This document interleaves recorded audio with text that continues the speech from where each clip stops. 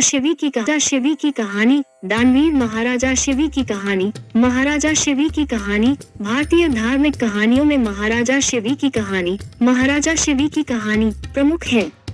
पुरुवंश में जन्मे उशीन देश के राजा शिवी बड़े ही परोपकारी और धर्मात्मा थे। परम दानवीर राजा शिवी के द्वार से कभी कोई खाली हाथ नहीं जाता था।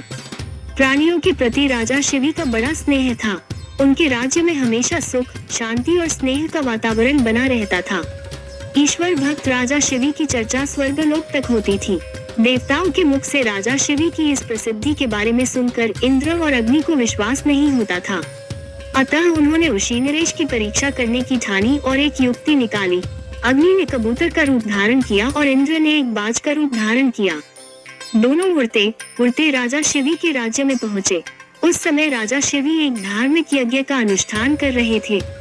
कबूतर उड़ते उड़ते आर्तनाद करता हुआ राजा शिवी की गोद में आ गिरा और मनुष्य की भाषा में बोला, राजन, मैं आपकी शरण आया हूँ, मेरी रक्षा कीजिए।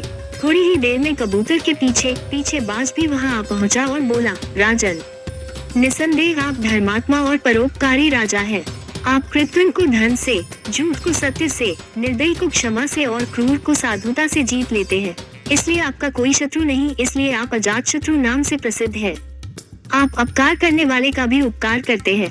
आप दोष खोजने वालों में भी गुण खोजते हैं। ऐसे महान होकर आप ये क्या कर रहे हैं? आगे बढ़ने से पहले चैनल को सब्सक्राइब कर ले, लाइक और शेयर जरूर करें। मैं क्षुधा से व्याकुल होकर भोजन की तलाश में भटक रहा था। तभी संयोग से मुझे ये पक्षी मिला और आप इसे शरण दे रहे हैं।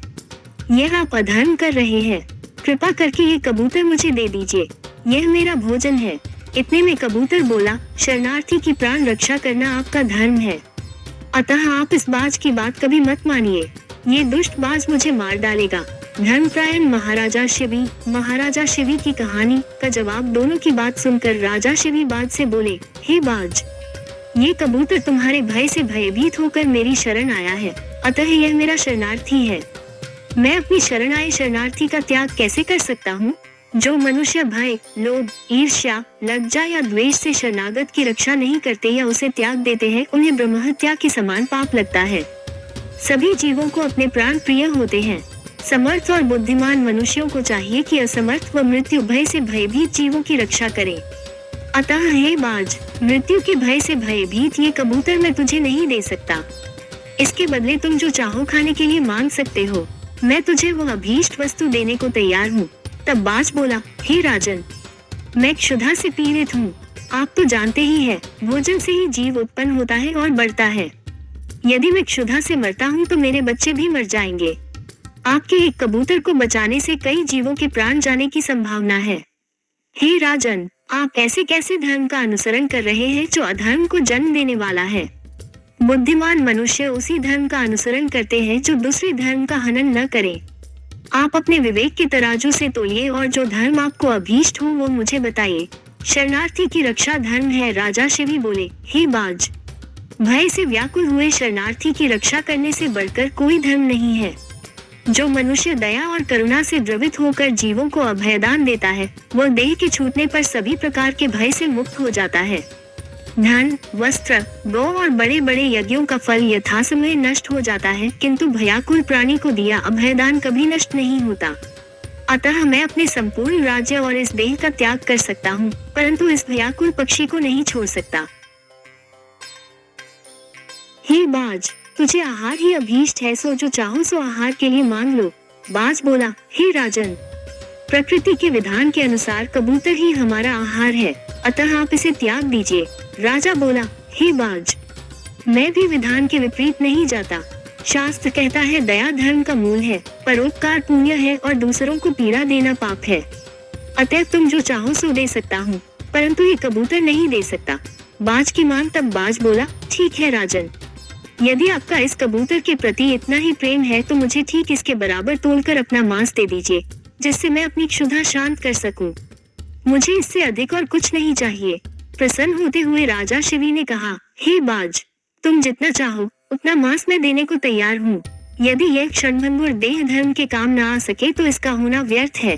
ये कहकर राजा ने तराजू मंगवाया और उसके एक पलड़े में कबूतर को बिठा दिया और दूसरे पलड़े में वो अपना मांस काट कर रखने लगे। लेकिन कबूतर का पलड़ा जहाँ का तहाँ ही रहा। तब अंत में राजा शिवी स्वयं उस पलड़े में बैठ गए और बोले, हे बाज, ये लो, मैं तुम्हारा आहार तुम्हारे सामने बैठा हूँ। पुष्प वर्षा और महाराजा शिवी की कहानी। इतने में आकाश से पुष्प वर्षा होने लगी, मृदंग बजने लगे। स्वयं भगवान अपने भक्त के इस अपूर्व त्याग को देखकर प्रसन्न हो रहे थे। ये देखकर राजा शिवी विस्मय से सोचने लगे कि इस सब का क्या कारण हो सकता है। इतने में वो दोनों पक्षी अंतर ध्यान हो गए और अपने असली रूप में प्रकट हो गए। इंद्र ने कहा, हे राजन, आपके जैसा धर्मपरायण और त्यागी मैंने कभी नहीं देखा। मैं इंद्र हूँ जो बाज बना था और ये अग्नि देव है जो कबूतर बने थे। हम दोनों तुम्हारे त्याग की परीक्षा लेने आए थे। हे राजन, ऐसे मनुष्य विरले ही होते हैं जो दूसरों के उपकार के लिए अपने प्राणों का भी मोह न करे। ऐसा मनुष्य उस लोक को जाता है जहाँ से फिर लौटना नहीं पड़ता है। अपना पेट पालने के लिए तो पशु भी जीते हैं, किंतु अभिनंदनीय तो वही मनुष्य है जो दूसरों के हित के लिए जीता है। इतना कहकर इंद्र और अग्निदेव स्वर्ग को चले गए। राजा शिवी ने अपना यज्ञ पूरा और कई वर्षों तक पृथ्वी का राज्य भोगने के बाद परम पद को प्राप्त हुए। ये कहानी अच्छी लगी तो लाइक और शेयर जरूर करें। जय श्री राम जरूर लिखिए।